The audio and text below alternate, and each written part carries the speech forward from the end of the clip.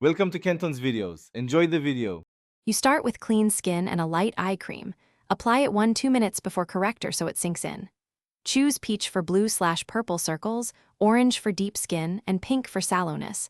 This neutralizes color, not brighten. Dab a very small amount with a tiny brush or fingertip onto the darkest spots. Blend outward in gentle patting motions. Avoid rubbing.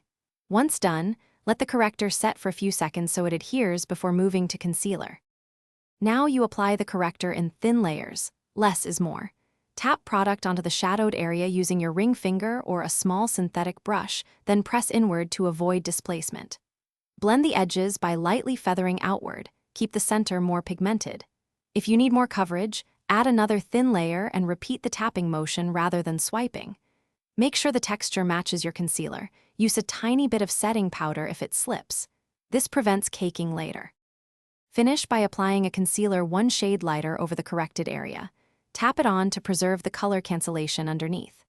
Blend gently at the edges so there's no harsh line between concealer and skin. Then set with a light dusting of translucent powder or a thin baking layer to lock everything in for hours. If the corrector pills or slides, press a thin powder between layers.